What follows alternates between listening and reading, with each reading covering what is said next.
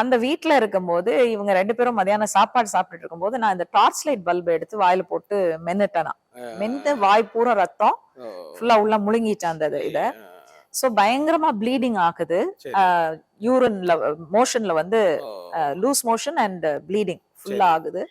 என்ன பண்றதுன்னு தெரியல. கையில காசு வேற கிடையாது அவங்களுக்கு. அப்போ அப்பா சொல்லுவாங்க 2 பேரும் முழங்கால் போட்டு, அம்மாவும் அப்பாவும் முழங்கால் போட்டு என்ன நடுவுல போட்டுட்டு ஜெபம் பண்ணாங்களாம். ஆண்டவரே நீங்க கொடுத்த பிள்ளை, நீங்க தான் காப்பாத்தணும். இப்ப எங்களால காப்பாத்துறதுக்கு ஒன்னும் கிடையாது, எங்க கையில பணமும் கிடையாது, டாக்டர்கிட்ட போக முடியாது, நீங்க தான் காப்பாத்தணும் அப்படின்னு. அப்ப எங்க பாட்டி கத்துறாங்க. கூட்டிட்டு வந்து நடுராத்திரி கிட்டத்தட்ட 12:30 எங்க வீட்டு வாசல்ல வந்து நிக்கிறாரு. எங்க வீட்டு கதவை தட்டுறாரு. பாஸ்டர் ஜேக்கப் மனோகரன் தட்டுறாங்க. அப்ப தட்டிட்டு எங்க அப்பா போய் திறந்த உடனே பார்த்தா he was shocked. அவர் கேக்குறாங்க, எப்படி பிரதர் வந்தீங்க, இவ்வளவு பிரச்சனை, பெங்களூருக்குள்ள பஸ்ஸே வரலையே, நீங்க எப்படி வந்தீங்க தமிழ்நாட்டுல இருந்து? சொல்றாரு, ஆமா பாஸ்டர் பிரச்சனை தான், ஹொசூர்ல இறக்கி விட்டாங்க, ஆனா இங்க பாருங்களேன் இவர் தான் கூட்டிட்டு வந்தாருன்னு திரும்பி கையை காட்டுறாங்க. அவர் காணும், யாருன்னே தெரியாது. அப்புறம் வண்டி எதுவுமே கிடையாது, he disappeared. அவ்வளவுதான். அப்ப ஆண்டவர்ட்ட நிறைய கண்டிஷன்ஸ் வச்சாங்க. ஆண்டவரே நான் ஒரு சபையை ஆரம்பிக்கணும்னா இடம் நான் தேடி போக மாட்டேன், ரெண்ட் கொடுக்க மாட்டேன், ரெண்ட் ஃப்ரீயா இருக்கணும், நான் தேடி போக மாட்டேன், நீங்க வந்து எனக்கு ஒரு இடத்த நீங்க எடுத்து கொடுத்து அதுல நான் ரெண்டே கட்ட அவசியம் இல்லைன்னு சொன்னாங்கன்னா I will start a search. இதுதான் அவர் வச்ச கண்டிஷன். விமர்சனங்கள் இன்ஃபேக்ட் வந்து கிண்டல் அடிச்சாங்க. என்னன்னா கூட உட்காந்து இட்லி சாப்பிட்டாராம் தூதன், இவர் இட்லி ஊட்டி விட்டாராம் அப்படின்னு. ஒரே ஒரு கேள்வி நான் அவங்களை கேட்டேன். எல்லாமே வந்து அவருடைய கம்ப்ளீட் அவருக்கு வர்றது எல்லாமே அவருடைய பேசிக் நீட்ஸை தவிர எல்லாமே மினிஸ்ட்ரிக்கு தான் போகும். எல்லாமே அப்படியேதான் பண்ணாரு. அவர் பேங்க்ல போட்டு சேவ் பண்ண பணத்தை எல்லாத்தையும் சொல்லிட்டாரு கடைசியில, இது முழுக்க முழுக்க ஊழியத்துக்கு தான். இதுல என் பிள்ளைங்க கூட ஒரு பைசா தொட்டா கூட அவங்க மேல சாபம் வரும்ன்றதான் அப்பா சொல்லி வச்சுட்டு போன வார்த்தை.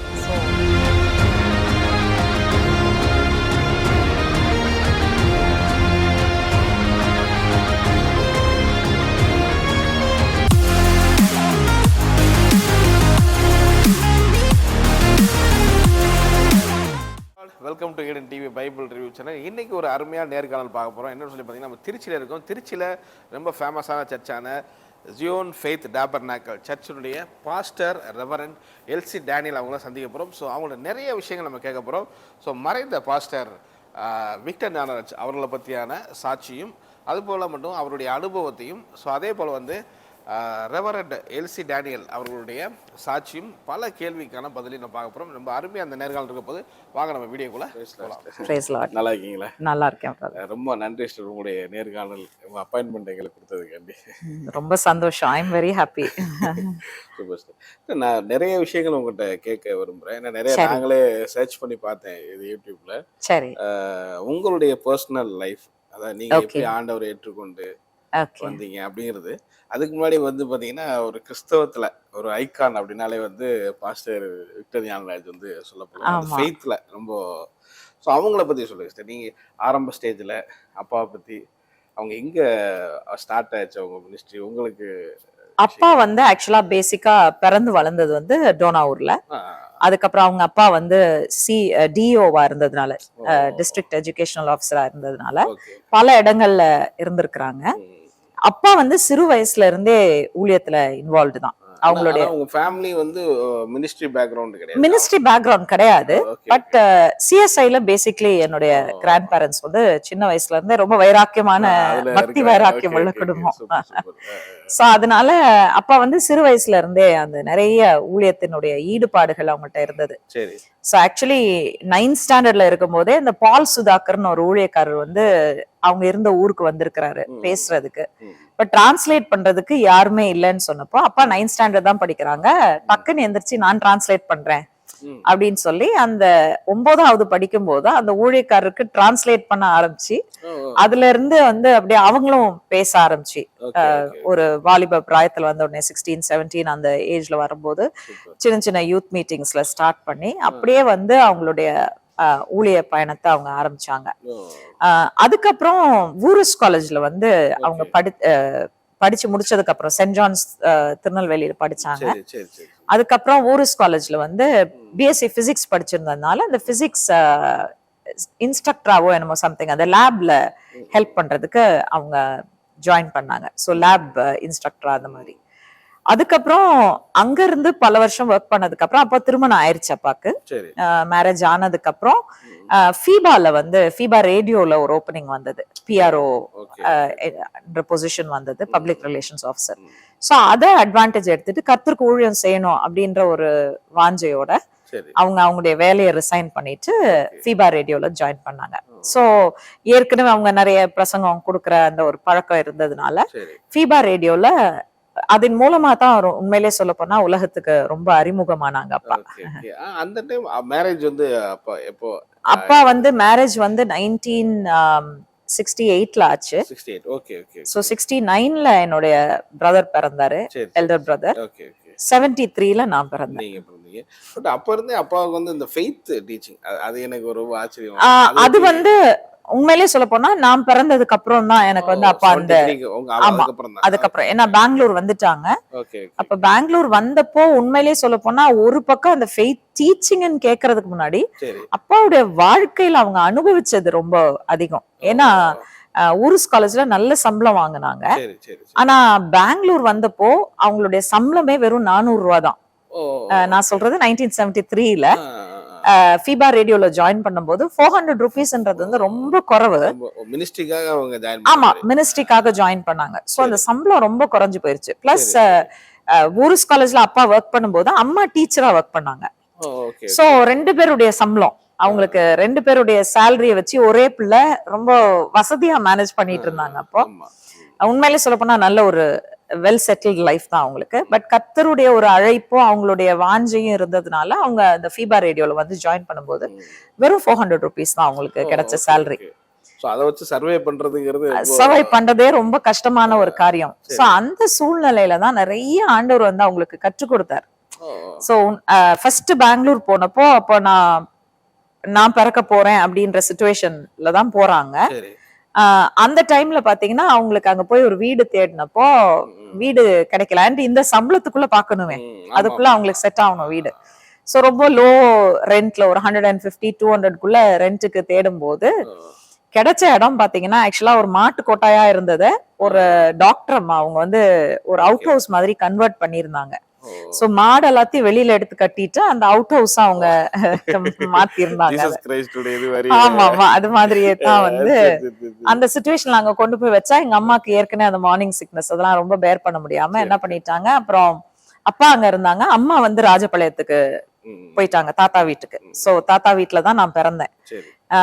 அதுக்கப்புறம் அந்த 73 டிசம்பர்ல சோ 6 months ஆயிடுச்சு. அப்பா திரும்ப கூட்டிட்டு வரணும். அப்பா வந்து ஜெபம் பண்ணிருக்காங்க, ஆண்டவரே இந்த புதிய வருஷத்துக்குள்ள நான் ஒரு இடத்துல என் மனைவி ஒரு இடத்துல நாங்க இருக்க கூடாது, நாங்க 2 பேரும் யுனைட்டடா ஒரே இடத்துல இருக்கணும், நீங்க தான் அதுக்கு ஏற்ற ஒரு வழி எனக்கு திறக்கணும் அப்படின்றப்போ ஒரு நல்ல வீடு ஆக்சுவலா பெங்களூர்ல வந்து அதுவும் வந்து நல்ல வீடுன்னு நம்ம சொல்லும் போது அந்த காலத்துக்கு ஒரு நல்ல வீடு எப்படின்னா ஒரு 3 rooms இருக்கும். ஒரு லிட்டரலா சொல்ல போனா ட்ரெயின் கம்பார்ட்மெண்ட் மாதிரி வரிசையா 3 ரூம் இருக்கும். 250 ரூபாய்க்கு அந்த வீடு கிடைச்சது. சோ உடனே அப்பா வந்து அம்மாவை கூட்டிட்டு வந்து 74 ஜனவரில இருந்து அங்க இருந்தாங்க. அந்த பெங்களூர்ல சிஎஸ்ஐ பேக்ரவுண்ட்ல தான் வந்தாங்க. அப்பா சிஎஸ்ஐ பேக்ரவுண்ட்ல தான் வந்தாங்க. ஆமா அதுக்கப்புறம் அவங்க பரிசுத்த ஆவியானவருடைய அபிஷேகத்தை பெற்று அதுக்கப்புறம் எங்க அம்மாவும் நான் அறியதான் எங்க அம்மா பரிசுத்தாவின் அபிஷேகத்தை பெற்றாங்க. சோ அவங்க 2 பேருமே அந்த பேப்டிசம் ஆஃப் த ஹோலி ஸ்பிரிட்டுக்கு அதுக்கு அப்புறம் தான் வந்தாங்க. அம்மா பத்தி கொஞ்சம் சொல்லுங்க. அவங்கள பத்தி நிறைய தெரியல. அவங்க எப்படி அப்பா கூட டிராவல் பண்ணும்போது அவங்க ஸ்பிரிச்சுவல் இதெல்லாம் அவங்க வந்து ஆக்சுவலா அம்மா வந்து ஒரு ஜீசஸ் கால்ஸ் இவாஞ்சலிஸ்ட். அவங்க she was trained. சோ அந்த ஸ்கூல் ஆஃப் இவாஞ்சலிசம்ல அவங்க படிச்சிருக்காங்க. நான் சொல்றது அரௌண்ட் 80sல ஆமா பவர் மினிஸ்ட்ரி. அது வந்து சென்னையில நடக்கிற காலத்துல ஆரம்ப காலத்துல சோ அரௌண்ட் 80 81 அவங்க அதுல ட்ரைனிங் எடுத்திருக்காங்க. ஆமா டிஜேஸ் அங்கிள் வந்து அந்த டைம்ல அவர் ப்ரேயர் பண்ணி தான் எடுப்பாரு. 30-40 பீப்புள் தான் எடுப்பாங்க. ரொம்ப கஷ்டம் அதுல கிடைக்கிறது. சோ எல்லாரும் யோசித்தாங்க வந்து இவங்க வந்து டிஜேஸ் அங்கிளுக்கு நல்ல பழக்கம், இந்த ஃபேமிலி ரொம்ப க்ளோஸ். ஏன்னா அங்கிள் வந்து எங்க பெங்களூர் வீட்லயே தங்கியிருக்காங்க. நான் சொல்றேன் இந்த கம்பார்ட்மெண்ட் மாதிரி இருக்கிற வீட்டுல அந்த சின்ன வீட்டுல அங்கிள் வந்து ஸ்டே பண்ணிருக்காங்க. சோ அவங்களுடைய ஊழியத்தின் ஆரம்ப காலம் அப்போ ஃபீபா ரேடியோல ப்ரோக்ராம்ஸ் கொடுப்பாங்க. சோ அப்படிதான் அப்பாவும் அவங்களும் ரொம்ப க்ளோஸ் ஆனது. சோ வீட்டுக்கெல்லாம் வந்திருக்காங்க, ஸ்டே பண்ணிருக்காங்க, அதனால இவர் எடுத்திருப்பாரு போல இருக்கு அப்படின்னு யோசிச்சிருக்காங்க. பட் அங்கிள் வந்து ஒருத்தருக்கும் ப்ரேயர் பண்ணி அந்த எழுதுவாங்களாம். அதுல என்ன ஆண்டவர் சொல்றாரு, இவங்களை எடுக்கவா இல்லையான்னு எப்படி சொல்றாரு அப்படின்றத எழுதியிருப்பாங்களாம். அதுல வந்து அவங்க எழுதியிருந்தாங்கன்னா, I have chosen her, don't reject her அப்படின்னு சொல்லி எழுதியிருந்தாங்களாம். சோ அதனால அம்மா வந்து அந்த ட்ரைனிங்ல she came through the training. அவங்களும் நல்லா she had the capacity to preach and all that. அப்பா வந்து இப்போ 74ல இருந்து இப்படி இதுக்குள்ள வர்றாங்க. அப்ப அந்த ஃபெய்த்ங்கிறது அது எப்படி ஆரம்பிக்குது? அந்த டைம் தான் அந்த டைம் அதான் நான் சொன்னேன் இல்லையா, அனுபவங்கள் தான். அப்பாக்கு பல அனுபவம். யார் மெசேஜஸ் கேட்டு அப்படி அப்படி கிடையாது. என்கவுண்டர் அவங்க தனிப்பட்ட கட்டாயமா தனிப்பட்ட விதத்துல என்கவுண்டர். அஃப்கோர்ஸ் பின்னாடி நிறைய டீச்சிங்ஸ் வந்தது. டெரிக் பிரின்ஸ் உடைய டீச்சிங்ஸா இருக்கட்டும், கெனத் ஹேகன், டெரி மைஸ், இப்படிப்பட்ட நிறைய பேருடைய ப்ரீச்சிங்ஸ் வந்து அதுக்கப்புறம் தான். ஆனா ஆரம்பிச்சது வந்து அவங்களுடைய சொந்த அனுபவம் தான். ஏன்னா அது ஒரு அனுபவம். நாங்க பிறந்தப்போ நான் சொன்னேன், அந்த ஒரு வீடு வந்து ஒரு சின்ன வீட்டுல வந்து ஜெபத்தை பண்ணி எப்படி ஆண்டவர் அவங்களுடைய விசுவாசத்தை கனம் பண்ணி அவங்களுக்கு அந்த வீட்டை கொடுத்தாரு அப்படின்னு. அடுத்தது பாத்தீங்கன்னா, அந்த ஃபீபால ஒர்க் பண்ணிட்டு இருக்கும் போது, நான் ரொம்ப சின்ன பிள்ளையா இருக்கும் போது ஒரு இடையில ஒரு ஸ்மால் ப்ராப்ளம், ஒரு 1 or 2 yearsல ஒரு சின்ன ப்ராப்ளம் வந்து ஒருத்தர் அவங்கள பத்தி ஒரு ஃபால்ஸான அக்யூசேஷன் வச்சதுனால அந்த வேலையை ரிசைன் பண்ணிட்டு வர வேண்டிய ஒரு சூழ்நிலை வந்துச்சு. அப்போ ஃபாரினர்ஸ் தான் அதனுடைய ஹெட். சோ இது கீழே இருக்கிற யாரோ ஒரு இந்தியன் வந்து அவங்க மேல ஒரு குற்றச்சாட்டு வைக்க, அந்த குற்றச்சாட்டு நிரூபிக்கப்படாம இருந்த காலத்திலே வந்து இவங்க வந்து அப்பா ரொம்ப அப்செட் ஆகி அதுல இருந்து வெளியில வந்துட்டாங்க, ரிசைன் பண்ணிட்டு வெளியில வந்துட்டாங்க. அப்போ ஒண்ணுமே கிடையாது அவங்க கையில, செலவு பண்றதுக்கோ பேக்கப்புக்கோ ஏதோ கிடையாது. நான் ஏற்கனவே சொன்ன மாதிரி ரொம்ப கம்மியான சேலரி தான். சோ என் காதுல அப்போ குழந்தையா இருந்தேன், என் காதுல வந்து அந்த ஒரு கம்பி, இந்த கோல்டு கம்பி, அந்த காலத்துல எல்லாம் காது குத்துன உடனே ஒரு கோல்டு கம்பி போட்டு வளைச்சிருவாங்க. அந்த கம்பியை வெட்டி எடுத்துட்டு போய் கடையில போட்டு அந்த பணத்தை வச்சுதான் அந்த வேலை இல்லாத காலத்துல செலவு பண்ணிருக்காங்க. இந்த ஸ்டேஜ்ல நான் என்ன பண்ணிட்டேன், அந்த ரொம்ப சின்ன பிள்ளையா இருக்கும்போது திருச்சியில தான், அப்ப தாத்தா பாட்டி திருச்சியில சேதாம்பிள்ளை காலனில தான் இருந்தாங்க. அந்த வீட்டுல இருக்கும்போது இவங்க 2 பேரும் மதியானம் சாப்பாடு சாப்பிட்டுட்டு இருக்கும்போது நான் இந்த டார்ச் லைட் பல்பை எடுத்து வாயில போட்டு மென்னுட்டேனா, மென்னு வாய் பூரா ரத்தம் ஃபுல்லா உள்ள முழுங்கிட்டேன் அந்த இத. சோ பயங்கரமா ப்ளீடிங் ஆகுது, யூரின்ல மோஷன்ல வந்து லூஸ் மோஷன் அண்ட் ப்ளீடிங் ஃபுல்லா ஆகுது. என்ன பண்றதுன்னு தெரியல, கையில காசு வேற கிடையாது அவங்களுக்கு. அப்போ அப்பா சொல்லுவாங்க, 2 பேரும் முழங்கால் போட்டு, அம்மாவும் அப்பாவும் முழங்கால் போட்டு என்ன நடுவுல போட்டுட்டு ஜெபம் பண்ணாங்களாம். ஆண்டவரே நீங்க கொடுத்த பிள்ளை, நீங்க தான் காப்பாத்தணும், இப்ப எங்களால காப்பாத்துறதுக்கு ஒன்னும் கிடையாது, எங்க கையில பணமும் கிடையாது, டாக்டர்கிட்ட போக முடியாது, நீங்க தான் காப்பாத்தணும் அப்படின்னு. அப்ப எங்க பாட்டி கத்துறாங்களாம், நான் கூட்டிட்டு போறேன், என் கையில பணம் இருக்கு, நான் கூட்டிட்டு போறேன்னு. இல்ல, கர்த்தர் எங்களுக்கு செய்தா செய்யட்டும், மனுஷன் எங்க காரியத்தை. எப்பவுமே அப்பா அது அந்த விஷயத்துல நிறைய I've seen him being very strong. தேவன் செஞ்சா எனக்கு ஒரு காரியத்தை செய்யட்டும், மனுஷன் செய்யறது வேண்டாம் அப்படின்றது. ஈவன் எங்களுடைய லைஃப்லயும் அது நிறைய காரியங்கள் பண்ணியிருக்காங்க. சோ அந்த சிச்சுவேஷன்ல வந்து பாத்தீங்கன்னா ஆண்டவர் தான் உண்மையிலே என்னை காப்பாத்துனது. அந்த சிச்சுவேஷன்ல ஆண்டவர் தான். அந்த வயிற்று போக்கு நின்னு ஒரு ப்ராப்ளமும் இல்லாம கம்ப்ளீட்டா சரியானது. சோ ஹாஸ்பிடல் போக மாட்டேன் அப்ப அந்த மாதிரி இருப்பாங்களா? எல்லாத்துலயுமே இல்ல, பட் அந்த சிச்சுவேஷன்ல அவங்களுடைய கண்டிஷன் அப்படி இருந்தது. அந்த சிச்சுவேஷன்ல அவங்களால போக முடியாது. அந்த போக முடியாத சிச்சுவேஷன்ல கர்த்தரை மட்டும் தான் நான் நம்ப முடியும் அப்படின்ற அந்த ஃபெய்த்ல கர்த்தர் வந்து நிறைய காரியங்கள்ல அவங்களை பயிற்றுவித்தார். So I've seen that. ஆண்டவருடைய அவங்களுடைய வாழ்க்கையில ஆண்டவர் கற்றுக் கொடுத்த பாடங்கள் விலையேற பெற்றது. அப்படி என்ன நடந்துச்சு? அதுக்கப்புறம் போக போக அவங்க திருச்சியில இருந்தீங்க. திருச்சியில இல்ல, அப்போ நாங்க வந்து பெங்களூர்ல இருந்தோம். அந்த ஃபியூ மந்த்ஸ் இங்க திருச்சியில இருந்தோம். அதுக்கப்புறம் ஒரு இன்கொயரி வச்சு அந்த அக்யூசேஷன் வந்து ஃபால்ஸ்ன்னு கண்டுபிடிச்சிட்டாங்க. கண்டுபிடிச்ச உடனே அந்த பர்சனை தூக்கிட்டு அப்பாவை திரும்ப அந்த வேலையில கூப்பிட்டு அவங்க ரீஇன்ஸ்டேட் பண்ணிட்டாங்க. சோ அதுக்கப்புறம் தொடர்ந்து அப்பா ஒரு 3-4 months தான் அதுல இருந்து அந்த பிரேக். மத்தபடி திரும்ப போயிட்டு அப் டு 1984 வரைக்கும் அப்பா அங்கதான், 83 வரைக்கும் அங்கதான் ஒர்க் பண்ணாங்க. ஆமா, அப்பயே வெளிய செய்தி எல்லாம் கொடுக்க போவாங்களா? ஆமா, நிறைய போவாங்க. ஏன்னா ஃபீபாவே வந்து பல இடத்துல டிராவல் பண்ணி மீட்டிங்ஸ் நடத்துவாங்க இல்லையா. சோ அந்த கூட்டங்கள்ல செய்தி கொடுப்பாங்க, ரேடியோல பேசுவாங்க. அப்ப ரேடியோல அவங்களோட மெசேஜை கேட்டு நிறைய பேர் வந்து மீட்டிங்ஸ்க்கு கால் பண்ணுவாங்க. மெயின்லி தமிழ்நாடு தான், மோஸ்ட்லி தமிழ்நாடு தான். இந்த தமிழ்நாடு ஏரியால ஃபுல்லா டிராவல் பண்ணிருக்காங்க. த்ரூ தமிழ்நாடு அவங்க போகாத இடம் கிடையாது, எல்லா இடத்துலயுமே கூப்பிடுவாங்க. அதுக்கப்புறம் என்ன சொல்லுச்சு? 83க்கு அப்புறம் என்ன? 83ல வந்து அப்பாக்கு வந்து தெளிவான ஒரு அழைப்பு, இதை விட்டுட்டு நம்ம வெளியில வரணும், ஃபுல் டைம் கால்க்கு ஆண்டவர் அழைத்த அந்த அழைப்பின் அடிப்படையில அப்பா வந்து ஃபீபால ரெசிக்னேஷன் கொடுத்துட்டாங்க. கொடுத்துட்டு ப்ரேயர் பண்ணும்போது அவங்களுக்கு ஒரு ஆசை, சரி அப்பா அம்மாவுடைய கடைசி காலத்துல அவங்களோட இருக்கணும், சோ திருச்சிக்கு வந்துடலாம் அப்படின்ற ஒரு பிளான் போட்டுட்டாங்க. சோ பெங்களூர்ல இருந்தும் செஞ்சிருக்கலாம், பட் திருச்சிக்கு வந்துட்டா அகைன் தமிழ்நாட்டுல தானே நமக்கு ஊழியம். அப்போ திருச்சி வந்து கிட்டத்தட்ட தமிழ்நாட்டினுடைய மையம் தானே, சென்டர். சோ எல்லா பக்கமும் டிராவல் பண்றது ஈஸியா இருக்கும். சோ திருச்சி போயிடலாம். திருச்சி போயிட்டா அங்க இருந்து பிளஸ் அப்போ கொஞ்சம் இன்டர்நேஷனல் மினிஸ்ட்ரி இருந்தது அப்பாக்கு, மிடில் ஈஸ்ட்ல அவங்களுக்கு கொஞ்சம் கூப்பிடுவாங்க. அப்போ திருச்சினா அகைன் இதுல இன்டர்நேஷனல் ஏர்போர்ட் இருந்தது, எல்லாத்துக்குமே அது வசதியான ஒரு பிளேஸ் அப்படின்றதுனால இதை சூஸ் பண்ணாங்க. அப்பா திருச்சியை சூஸ் பண்ணாங்க. சூஸ் பண்ணிட்டு இங்க வந்துட்டாங்க. வந்து இங்க பல வருஷம் அந்த இவாஞ்சலிஸ்டிக் மினிஸ்ட்ரி தான், பல இடத்துக்கு டிராவல் பண்ணுவாங்க, ப்ரீச் பண்ணுவாங்க. சோ அவங்க இங்க வரும்போது நீங்க வந்தீங்களா?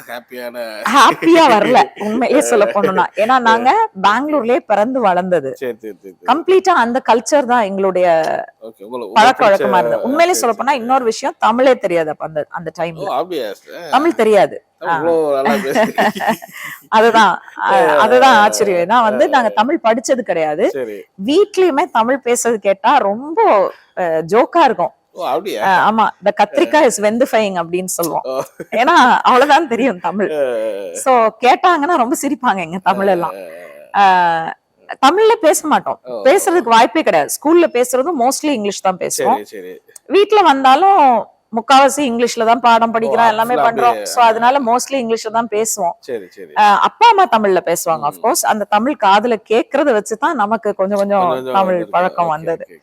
அப்ப ஆக்சுவலி சொல்ல போனா அங்க கர்நாடகாவை விட்டு வர்றதுக்கு இஷ்டமே கிடையாது. ஏன்னா பெங்களூர் கேபிட்டல் சிட்டி, அதுல ஒரு பியூட்டிஃபுல்லான சிட்டி, கிளைமேட் ரொம்ப நல்லா இருக்கும். திருச்சி பயங்கர ஹாட், ஒரு கிராமம் கிட்டத்தட்ட நாங்க வரும்போது. சோ ஒரு ஃபீல் இருந்தது. வேண்டவே வேணான்னு சண்டை போடுறோம். ஆனா அப்பா சொல்லிட்டாங்க, ஆண்டவர் என்ன அழைத்த அழைப்பு, நான் போய் தான் ஆகணும், நான் போறேன் அப்படின்ட்டாங்க. சோ ரொம்ப சண்டை போட்டு தான் இங்க வந்தோம். Second language Hindi, third language Kannada. இங்க வந்தா தமிழ் தான் மோஸ்ட்லி இருந்தது. சோ ரொம்ப கஷ்டப்பட்டு ஸ்கூல் தேடி ஃபைனலி வெஸ்ட்ரி ஸ்கூல்ல என்னைய போட்டாங்க. அங்க கோயட் ஸ்கூலு. ஆனா பெங்களூர்ல படிக்கிற கோயடுக்கும் இங்க படிக்கிற கோயடுக்கும் கம்ப்ளீட் டிஃபரன்ஸ். அங்க வந்து எல்லாரும் அவங்கவுங்க ஒரு சாதாரண ஒரு பிரதர் சிஸ்டர் மாதிரி ஒரு பார்வையே வித்தியாசமா இருக்கும்.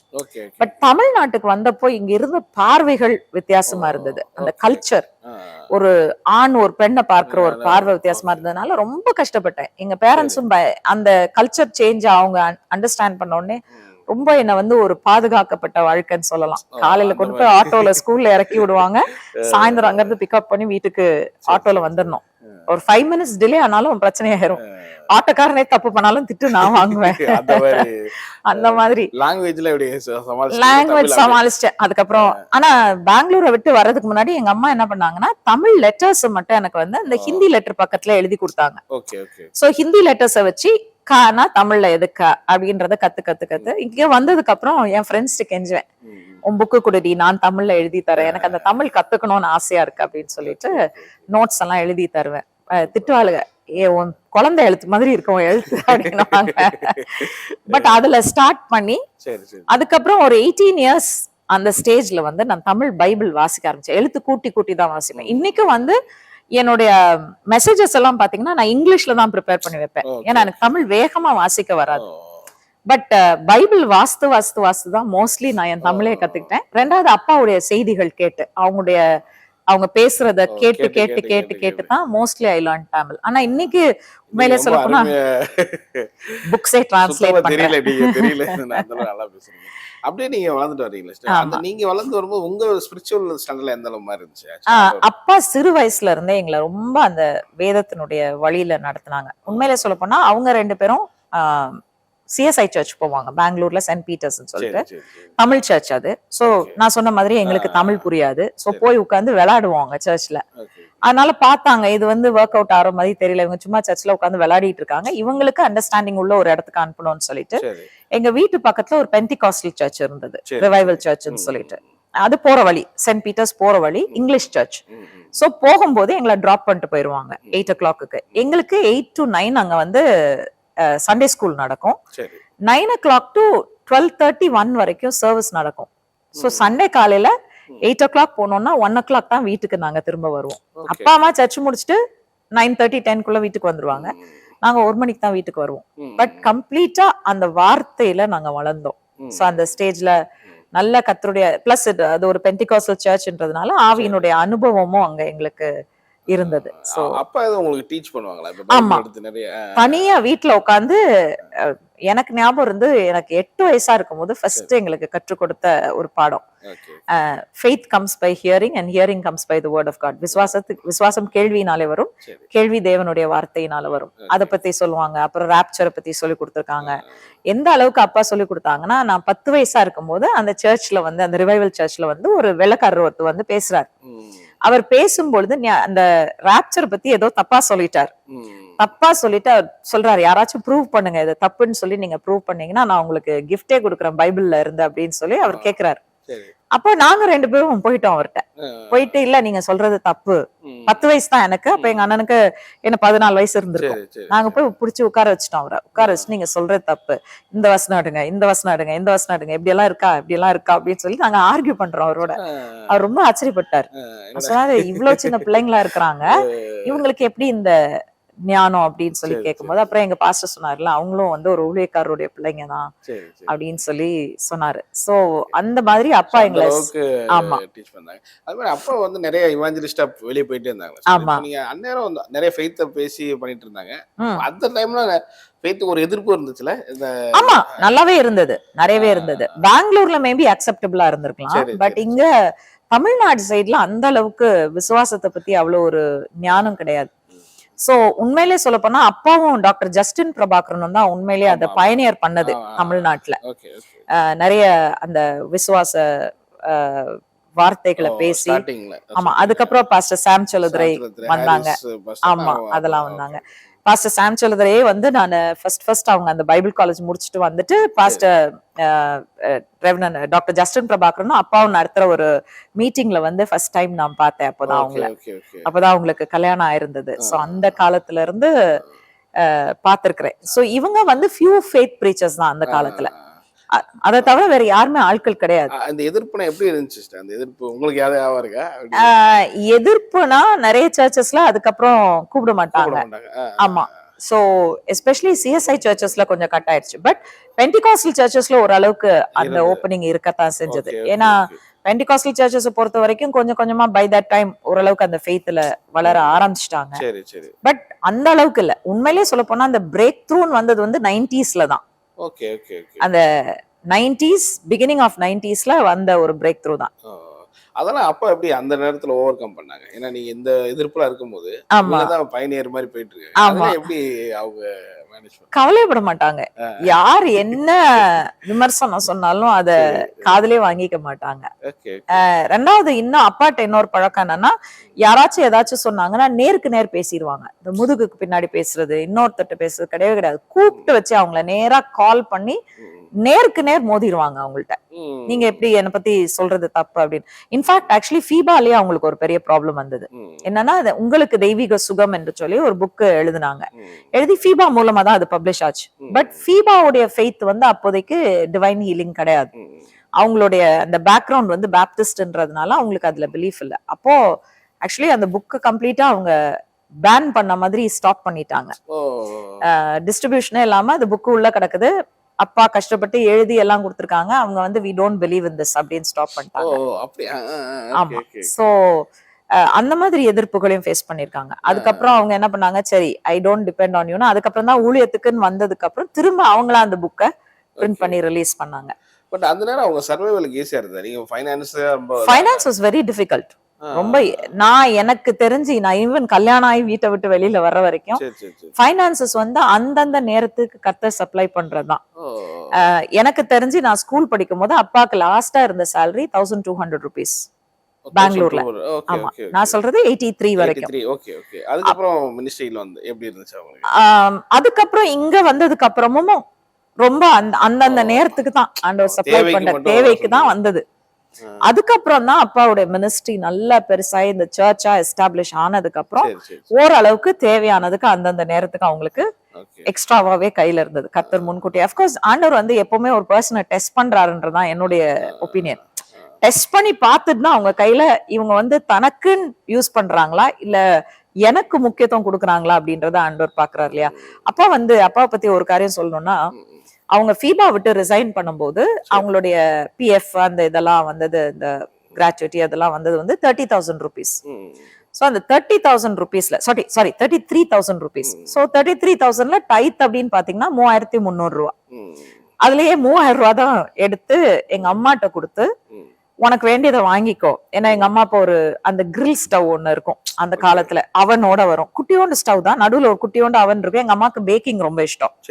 சோ அவங்க வந்து அந்த மாதிரி ஒரு ஸ்டவ் வேணும்னு கேட்கும்போது அவர் சொன்னாரு, இந்தா என்னுடைய பிஎஃப் பணத்துல 3,000 உனக்கு தரேன், நீ என்ன வேணா வாங்கிக்கோ, மீதி 30,000 கத்திருக்கு ஊழியத்துக்கு அப்படின்றதான் அவங்களுடைய இது. இப்போ அவங்க லைஃப் எண்ட்ல கூட அவங்க என்னெல்லாம் பணம் வச்சிருந்தாங்களோ பேங்க்ல, எங்களுக்கு ஒரு பைசா அப்பா செஞ்சதும் கிடையாது, கொடுத்ததும் கிடையாது. உண்மையிலே சொல்ல போனா ஈவன் என்னுடைய வெட்டிங்கா இருக்கட்டும் எதுவுமே அப்பா வந்து ஸ்பெண்ட் பண்ணது கிடையாது. சோ எல்லாமே வந்து அவருடைய கம்ப்ளீட் அவருக்கு வர்றது எல்லாமே அவருடைய பேசிக் நீட்ஸை தவிர எல்லாமே மினிஸ்ட்ரிக்கு தான் போகும். எல்லாமே அப்படியேதான் பண்ணாரு. அவர் பேங்க்ல போட்டு சேவ் பண்ண பணத்தை எல்லாத்தையும் சொல்லிட்டாரு கடைசியில, இது முழுக்க முழுக்க ஊழியத்துக்கு தான். இதுல என் பிள்ளைங்க கூட ஒரு பைசா தொட்டா கூட அவங்க மேல சாபம் வரும்ன்றதான் அப்பா சொல்லி வச்சுட்டு போன வார்த்தை. சோ எவ்ரி பெனி அவர் ஊழியத்துல வந்தது எல்லாத்தையுமே வந்து அவருடைய அடிப்படை தேவைகள், அதாவது அவருக்கு தேவையான சாப்பாடு, உடுத்துற ட்ரெஸ், அதை தவிர மற்ற எல்லாத்தையுமே அவர் மினிஸ்ட்ரியில தான் போட்டார். இப்போ அதே மாதிரி அவங்க அந்த 84 அதை நான் திருப்பி மென்ஷன் பண்ணேன். நீங்க அது அவங்க எவாஞ்சலிஸ்டா இருந்த பீரியட்ல நிறைய பக்கம் கூப்பிடவும் இல்ல. அப்படிங்கும்போது எப்படி இவங்களுடைய சர்வைவல்லாம் எப்படி இருந்தது? அதுதான் ஆச்சரியம். உண்மையிலே சொல்ல போனா 83ல அவங்க ரிசைன் பண்ணிட்டு மினிஸ்ட்ரிக்கு வந்துட்டாங்க. அடுத்த நாள் ஆபீஸ் போல வீட்டுல இருக்காங்க. அப்போ ஒருத்தர் வந்து அன்னைக்கு கரெக்டா காலையில வீட்டுக்கு வர்றாங்க ஒரு பெரிய டிஃபனோட. ஒரு கிட்டத்தட்ட ஒரு 6-7 அடுக்கு இருக்கு அதுல, பெரிய டிஃபன். என்னன்னு பார்த்தா ஃபுல்லா பிரியாணி, பாயாசம், அது இதுன்னு ஃபுல்லா ஒரு பெரிய விருந்தே வருது அந்த டிஃபன்ல. என்னன்னு கேட்டா, இல்ல இன்னைக்கு எங்க வீட்டுல எங்க வெட்டிங் ஆனிவர்சரி, சோ நாங்க வந்து இன்னைக்கு வீட்டுல செஞ்சோம் ஸ்பெஷலா, அது வந்து உங்களுக்கு கொடுக்கணும்னு. சோ அவர் வேலையை விட்ட முதல் நாளே ஆண்டவர் காட்டினாரு, நான் உன்னை போஷிப்பேன், you don't have to worry about your food அப்படின்றது. அப்ப என்னைக்குமே அந்த பேசிக் நீட்ஸ்க்கு வந்து கவலைப்படவே மாட்டாங்க. அவங்க என்ன சொல்லுவாங்கன்னா, ஆண்டவர் ப்ரொவைட் பண்ணுவாரு, அழைத்தவர் உண்மை உள்ளவர், அவர் ப்ரொவைட் பண்ணுவார், ஐ ட்ரஸ்ட் ஹிம் அப்படின்னு. சோ அந்த மாதிரி எவ்ரி ஸ்டெப்ல வந்து அவரை ருசி பார்த்திருக்காங்க. உண்மையிலே சொல்ல போனா எனக்கெல்லாம் ஸ்கூலுக்கு ஜாயின் பண்றதுக்கு பணம் இருக்காது, எதுவுமே கையில இருக்காது. ஆனா கரெக்டா அந்த நேரம் பார்த்து யாராச்சும் அவங்களுக்கு ஒரு காணிக்கை அனுப்பிச்சு விடுவாங்க. So it was totally ministry of faith தான் நான் பார்த்த வரைக்கும். அந்த அளவுக்கு அவங்க அந்த ஜர்னியை கட்டாயமா கட்டாயமா அது நிறைய அனுபவங்கள் சொல்றாங்களே. இப்போ வந்து பாஸ்டருக்கு வந்து இந்த மாதிரி தூதர்களை பார்த்த அனுபவம், ஆமா, பரலோக அனுபவம், அதெல்லாம் அப்பயே ஸ்டார்ட் ஆயிடுச்சு அந்த டைம்லயே வந்து. ரொம்ப ஏர்லி டேஸ்ல அப்பா நிறைய அனுபவம் பட்டிருக்காங்க. he has seen, he has ஆனா ரொம்ப அது வெளியில பேசினது கிடையாது. Maybe towards the end of his life தான் அப்பா அதை பத்தி பேசவே ஆரம்பிச்சாங்களே தவிர, பட் அவங்களுக்கு அந்த அனுபவங்கள் நிறைய சொல்லுவாங்க, சாட்சிகள் சொல்லுவாங்க. ஆமா, கடைசியா சொல்லிருக்காங்க, முன்னாடி எல்லாம் எதுவுமே சொன்னது இல்ல. பட் நிறைய விஷயங்கள் அப்பாவுடைய வாழ்க்கையில அப்பா பாத்துருக்காங்க. இன்ஃபேக்ட் அது அப்பாக்கு நடந்ததோ இல்லையோ, அப்பா மினிஸ்டர் பண்ணும்போது அவங்க கூட இருந்தவங்க அதை அனுபவிச்சிருக்காங்க. நிச்சயமா அவங்களும் பாத்திருக்காங்க. பட் ஐ டோன்ட் ரிமெம்பர் எக்ஸாக்டா அந்த இன்ஸ்டன்ஸ், எனக்கு ஞாபகம் இல்ல. Pastor Jacob Manoharan IPA church pastor கும்பகோணத்துல இருக்காங்க, அவங்க அந்த ரீஜனல் ஹெட். நீங்க அவங்கள கேட்டீங்கன்னா அவங்க சொல்லுவாங்க. ஒரு முறை அப்பா நடத்துற ஒரு பைபிள் காலேஜ்க்கு வந்து அவங்க வர்றாங்க. வரும்பொழுது என்ன நடந்ததுன்னா, தமிழ்நாடுக்கும் கர்நாடகம் அப்போ ஏதோ ஒரு பிரச்சனை, இந்த தண்ணி பிரச்சனை மாதிரி ஏதோ ஒரு பிரச்சனை, இந்த கன்னடிகா தமிழ் பிரச்சனைன்னு சொல்லிட்டு ஹொசூர்ல வந்து பயங்கர ப்ராப்ளம், நிறுத்திட்டாங்க. பெங்களூருக்குள்ள ப்ராப்ளம், ஹொசூரோட பஸ் எல்லாம் நின்றுச்சு. ஏன்னா கர்நாடகாக்குள்ள தமிழ் ஒரு எழுத்து கூட இருக்க கூடாதுன்னு சொல்லி எல்லாத்தையும் கருப்படிச்சு பஸ்ல எல்லாம் தமிழன்னா போட்டு அடிக்கிறது, ரொம்ப பிரச்சனை. சோ கம்ப்ளீட்டா ஸ்டாப் பண்ணிட்டாங்க. நாங்க பெங்களூர்ல வந்து இது வந்து 83ல கரெக்ட் 83ல தான் சொல்றேன். அப்ப அந்த டைம்ல வந்து அப்பா வந்து ஒரு பைபிள் ஸ்கூல் நடத்துறாங்க. இவங்க வந்து பாஸ்டர் ஜேக்கப் மனோகரன் வந்து அப்ப வராங்க, அங்க படிக்கிறதுக்காக வேண்டி வராங்க. அப்ப வரும்பொழுது ஹொசூர்ல எல்லாம் ஸ்டாப் ஆயிடுச்சு. இவங்களுக்கு பஸ் ரீடும் பண்ண முடியாது. எப்படி வர்றதுன்னு தெரியல அவங்களுக்கு. ஹொசூர்ல இறக்கி விட்டுட்டான், பஸ்ல இறக்கி விட்டுட்டான். அவர் தெரியாம ஏறி வந்துட்டாரு. அந்த காலத்துல சோசியல் மீடியா எல்லாம் கிடையாதுல்ல. சோ வந்து இறங்கிட்டு திடீர்னு நீங்க வந்து ஸ்டாப் ஆயிடுச்சு. அப்போ ஒருத்தர் வந்து கேட்டிருக்காரு, எங்க போறீங்க, ஒரு மாதிரி ஸ்தம்பிச்சு போய் நிக்கிறீங்களே, எங்க போறீங்க? வாலிபன் தானேப்பா அந்த காலத்துல அவர். அப்ப கேட்கும் போது, இல்ல நான் அந்த மாதிரி பெங்களூர்ல ஒரு ட்ரைனிங் ப்ரோக்ராம் நடக்குது, பைபிள் காலேஜ் நடக்குது, நான் போகணும் அங்க. யார் நடத்துறா? Pastor Victor Gnanaraj. ஓ, பாஸ்டர் விக்டர் ஞானராஜா எனக்கு தெரியும், வாங்க நான் கூட்டிட்டு போறேன்னு சொல்லிட்டு அவரை வேறு வழியா ட்ரெயின்ல ஏத்தி எப்படியோ கூட்டிட்டு வந்து நடுராத்திரி கிட்டத்தட்ட 12:30 எங்க வீட்டு வாசல்ல வந்து நிக்கிறாரு. எங்க வீட்டு கதவை தட்டுறாரு. பாஸ்டர் ஜேக்கப் மனோகரன் தட்டுறாங்க. அப்ப தட்டிட்டு எங்க அப்பா போய் திறந்த உடனே பார்த்தா he was shocked. அவர் கேக்குறாங்க, எப்படி பிரதர் வந்தீங்க, இவ்வளவு பிரச்சனை, பெங்களூருக்குள்ள பஸ்ஸே வரலையே, நீங்க எப்படி வந்தீங்க தமிழ்நாட்டுல இருந்து? சொல்றாரு, ஆமா பாஸ்டர் பிரச்சனை தான், ஹொசூர்ல இறக்கி விட்டாங்க, ஆனா இங்க பாருங்களேன் இவர் தான் கூட்டிட்டு வந்தாருன்னு திரும்பி கையை காட்டுறாங்க, அவர் காணும், யாருன்னே தெரியாது. அப்புறம் வண்டி எதுவுமே கிடையாது, he disappeared, அவ்வளவுதான், காணாம போய். நிறைய சம்பவங்கள் அப்பாவுடைய வாழ்க்கையில he has experienced lots of experiences. அவங்க வந்து பார்த்திருக்காங்க, நிறைய காரியங்கள் சொல்லியிருக்காங்க. மற்றவங்க சொல்றது எந்த அளவுக்கு நான் நம்பேனோ இல்லையோ, பட் அப்பா சொன்னாங்கன்னா டெஃபினெட்லி. அண்ட் இதுல நிறைய விமர்சனங்களை அதுல சந்திச்சாங்க, நிறைய விமர்சனங்கள். இன்ஃபேக்ட் வந்து கிண்டல் அடிச்சாங்க, என்னன்னா கூட உட்காந்து இட்லி சாப்பிட்டாராம் தூதன், இவர் இட்லி ஊட்டி விட்டாராம் அப்படின்னு. ஒரே ஒரு கேள்வி நான் அவங்களை கேட்பேன், ஆபிரகாம் சமைச்சு கொடுத்தாருல கர்த்தருடைய தூதனானவர், அப்ப சாப்பிட்டு தானே செஞ்சாரு. சோ தேர் இஸ் நத்திங், எங்க அப்பாவுடைய எக்ஸ்பீரியன்சஸ்ல எதுவுமே எக்ஸ்ட்ரா பிப்ளிக்கலா, அதாவது பைபிள்ல இல்லாத ஒன்னா அவங்க சொன்னதா நான் இது வரைக்கும் நான் பார்த்தது கிடையாது. ஏன்னா எங்க அப்பாவே அது வேதத்தின் அடிப்படையில இல்லைன்னா ஏற்றுக்கொள்ளவே மாட்டாங்கன்றது எனக்கு நல்லாவே தெரியும். சோ டெஃபினெட்லி அவங்க எக்ஸ்பீரியன்சஸ் எல்லாம் வந்து ட்ரூ. அது ஒரு சூப்பர் நேச்சுரலான அனுபவத்துக்கு அவங்க அப்படியே ஜேர்னி பண்ணிட்டு வர்றாங்க. சர்ச் ஆரம்பிக்கணும் முடிவு எடுத்தாங்க. 91ல வந்து என்ன ஆச்சுன்னா, ஆக்சுவலி 1990லே இது நடந்தது. ஒரு நாள் ஒருத்தர் வந்தார், ஒரு வயசான ஒரு பாஸ்டர் தான், அவரும் பாஸ்டர், அவருடைய பிரதர் இன்னைக்கும் திண்டுக்கல்ல இருக்கிறார், இவரு திருச்சியில KK நகர்ல இருந்தாரு. அவர் ஒரு நாள் அப்பா வீட்டுக்கு வந்தார். வந்துட்டு சொன்னாரு, நேத்து நைட் ஆண்டவர் உங்களை குறிச்சு ஒரு தீர்க்க தரிசனம் எனக்கு கொடுத்தாரு, நான் அந்த தீர்க்க தரிசனம் எழுதி வச்சிருக்கிறேன், நீங்க வாசிங்கன்னு சொல்லிட்டு கையில கொடுக்கும்போது சர்ச் ஆரம்பிக்க சொல்லி கிளீனா ஆண்டவர் அதுல இன்ஸ்ட்ரக்ஷன்ஸ், ஒரு தீர்க்க தரிசனமான ஒரு வார்த்தை அப்போ வந்தது. அப்பா வந்து நல்லா டிராவல் பண்ணிட்டு இருக்காங்க. மிடில் ஈஸ்ட்ல அவங்களுக்கு பயங்கரமான ஓப்பனிங்ஸ். அப்போ US, கனடா, அப்பா இன்ஃபேக்ட் ஆல் 5 கான்டினென்ட்ஸ் போயிருக்காங்க, பிரான்ஸ் போயிருக்காங்க, எல்லா இடங்களுக்கும் போயிருக்காங்க. அப்ப நல்லா அவங்களுக்கு வந்து ஒரு இன்டர்நேஷனல் மினிஸ்ட்ரி இருக்கிற டைம்ல சர்ச்சுன்னு ஆரம்பிச்சிட்டா சர்ச்சோட நம்ம பவுண்ட் ஆயிடுறோம், நம்ம ரொம்ப அந்த அளவுக்கு டிராவல் பண்ண முடியாது. சர்ச்சுன்னு ஆரம்பிச்சுட்டு அதுக்கு கான்சென்ட்ரேட் பண்ணலன்னா அது வளராது. சோ அப்பா வந்து என்ன செஞ்சுட்டாங்க, இந்த ஊழியக்காரர் வந்து காசுக்காக நம்மகிட்ட ஒரு தீர்க்க தரிசனம் சொல்றாரு அப்படின்னு சொல்லிட்டு, வயசானவர் வேற, என்ன பண்ணிட்டாரு, உங்க தீர்க்க தரிசனம் வேணாயா அப்படின்னு அவர் கண்ணு முன்னாடி கிழிச்சிட்டாங்க அந்த பேப்பர். ஆக்சுவலி கிழிச்சிட்டு என்ன பண்ணாங்க, காணிக்கை எடுத்து கையில கொடுத்த உடனே அவர் அப்படியே தூக்கி அந்த காணிக்கை திரும்ப எரிஞ்சிட்டு அவர் சொன்னாரு, இது கர்த்தர் சொன்ன வார்த்தை தம்பி, நான் தேவனுடைய வார்த்தையை சுமந்து வந்திருக்கேன், வேணா விசுவாசிங்க, வேண்டாட்டி விட்டுருங்க, ஆனா நான் வந்து உங்க பைசாவை தொட மாட்டேன் அப்படின்ட்டு போயிட்டாரு. அப்பாவுக்கு ஒரு பெரிய ஷாக். அதாவது ஒருத்தர் வந்து காணிக்கைக்காக வரல, உண்மையில கர்த்தருடைய வார்த்தையை சுமந்து வந்திருக்காருன்றத அதுல அவங்க கண்டுபிடிச்சிட்டாங்க. சோ இட் ஸ்டார்டட் டு கொஞ்சம் அவங்கள வந்து ஒர்க் பண்ண ஆரம்பிச்சிச்சு அவங்களுக்குள்ள.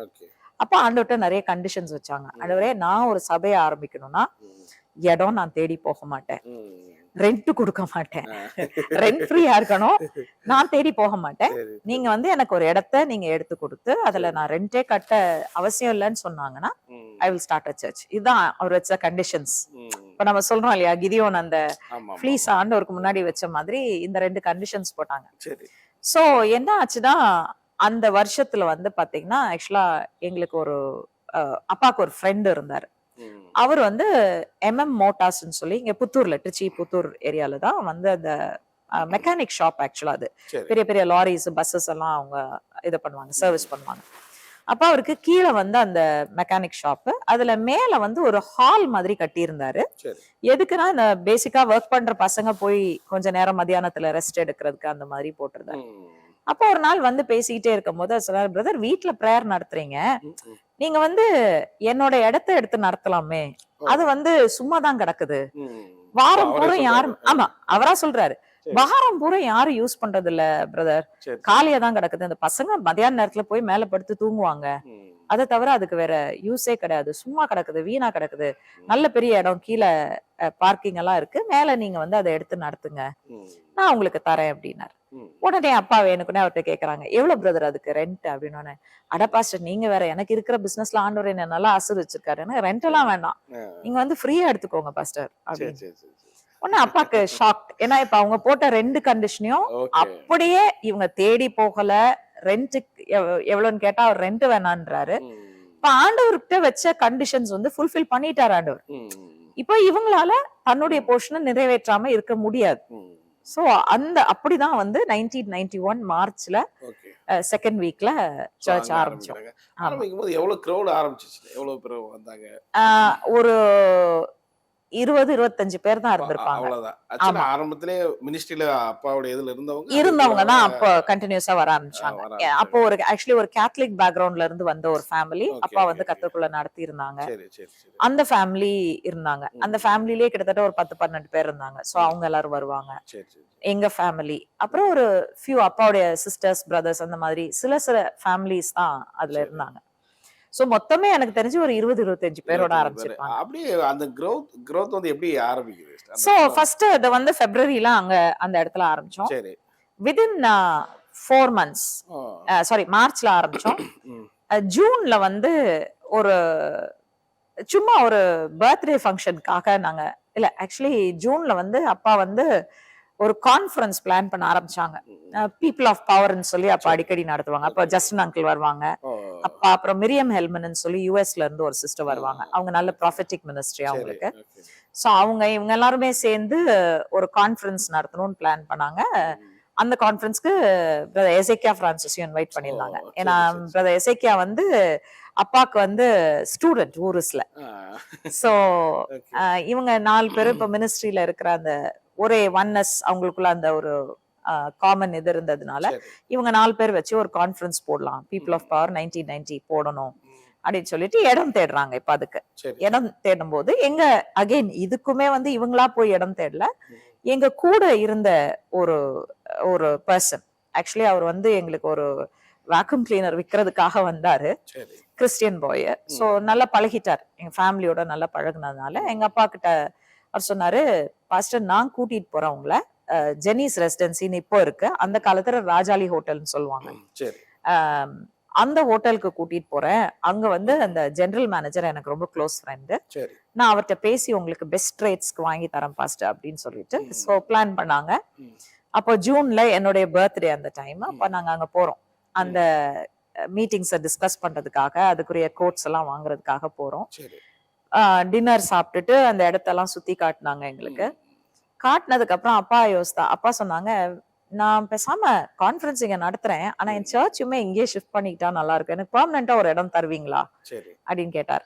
ஆக்சுவலா அப்போ வந்து அந்த பில்டிங்கோடைய அந்த ஹோட்டலுடைய ஓனர் வந்து அடைக்கலராஜ், ஃபார்மர் எம்பி, உங்களுக்கு தெரியும். ஓகே. ஆமா, ஆமா. So he was the owner. Okay.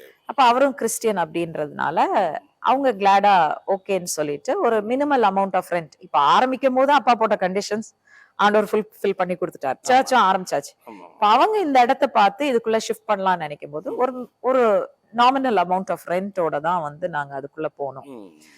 Central place plus அப்பாவை நிறைய இடத்துல தெரியும், அவங்க நிறைய மினிஸ்ட்ரி பண்றாங்கன்னொடனே நிறைய இடங்கள்ல இருந்து சண்டேஸ்க்கு டிராவல் பண்ணியே வருவாங்க சர்ச்சுக்கு. Okay, okay, okay, okay. Bus ஸ்டாண்டுக்கு ரொம்ப பக்கம். ஆமா, ஆமா. சோ அதனால ஏன்னா அந்த டைம் வந்து இவங்க நீங்க சொன்ன மாதிரி இவங்க ஒரு பயணியரா இருக்கிறதுனால அப்ப நிறைய ஊர்கள்ல இருந்து ஆமா சண்டே ஊர்கள்ல இருந்து வருவாங்க. சோ உண்மையிலே சொல்ல போனா பெரம்பலூர், சரி, சரி, சரி, சரி. இந்த சுத்தி இருக்கிற ஆமா, டிஸ்ட்ரிக்ட்ஸ், ஆமா. அந்த மாதிரி பிளேசஸ், தஞ்சாவூர், புதுக்கோட்டை, அந்த மாதிரி இடத்துல இருந்தெல்லாம் சண்டே வந்து சர்வீஸ்க்குனே வந்து அட்டென்ட் பண்ணிட்டு போவாங்க பலர். Okay, okay, okay. சோ அந்த நேரம் நீங்க எப்படி வளர்ந்து வந்தீங்க? அப்படி நீங்க படிச்சுட்டே வர்றீங்க, உங்களுடைய இது எப்படி growth ஆகுது என்ன? சோ அந்த ஸ்டேஜ்ல நாங்களும் அப்பா வந்து மினிஸ்ட்ரியில ஹெல்ப் பண்ண ஆரம்பிச்சோம். Okay, okay. சோ ஏன்னா மியூசிக் நான் படிச்சிருந்தேன், சரி. எங்க அண்ணனுக்கும் மியூசிக் தெரியும். சோ நாங்க 2 பேரும் தான் இந்த ஓ, ஓகே, மியூசிக் ஓகே. இதுல ஹெல்ப் பண்ண ஆரம்பிச்சோம். சரி, சரி. ஸோ 1990ல அப்பா ஆரம்பிச்சாங்க. 1991ல நினைக்கிறேன், இல்ல 1990 அக்டோபர்லயே வந்து அந்த கான்ஃபரன்ஸ் முடிஞ்ச கையோட ஆக்சுவலா என்னோட ஹஸ்பண்ட வந்து ஒருத்தர் சர்ச்சுக்கு கூட்டிட்டு வந்தாங்க. சரி. பாஸ்டர் டேனியல் வந்து அப்ப சர்ச்சுக்கு கூட்டிட்டு வந்தாங்க. He was a guitarist. அவங்க கேம்பஸ் க்ரூசைட் ஃபார் கிரைஸ்ட் இந்தியால வந்து அதனுடைய ஹார்ட் பீட்ஸ் டீம்னு சொல்லி இருக்கு. அதுல 79, 80, 81ல அவங்களோட பேஸ் கிட்டாரிஸ்டா அவங்களோட த்ரூ அவுட் இந்தியா டிராவல் பண்ணிருக்காங்க மினிஸ்ட்ரிக்கு. பட் அவங்களுக்கு ஒரு பர்சனல் ரிலேஷன்ஷிப் கிடையாது ஆண்டவரோட. ஸோ அந்த டைம்ல அவங்க வந்து அவங்க கிட்டார் வாசிக்க ஆரம்பிச்சாங்க. ஸோ எங்க அண்ணன் வந்து உடனே கீபோர்ட் வாசிக்க ஆரம்பிச்சதுனால எனக்கு அந்த வேலை இல்லை. ஸோ நான் உடனே பாட ஆரம்பிச்சிட்டேன். வர்ஷிப் வந்து நான் எடுக்க ஆரம்பிச்சேன். லீட் பண்ணுவாங்க யாராச்சும் ஒருத்தர், பட் மெயினா பாடுறது சர்ச்ல நான் தான் பண்ணுவேன். சண்டே ஸ்கூல் எடுப்பேன். ஸோ மினிஸ்ட்ரியில இப்படி சின்ன சின்ன ஸ்டெப்ஸ் நாங்க அப்ப எடுத்துட்டு வந்துட்டு இருந்தோம். 1991ல என்னுடைய வாழ்க்கையில ஒரு பெரிய மாற்றத்தை ஆண்டவர் கொண்டு வந்தாரு. என்ன ஆச்சுன்னா, ஆக்சுவலி நான் வந்து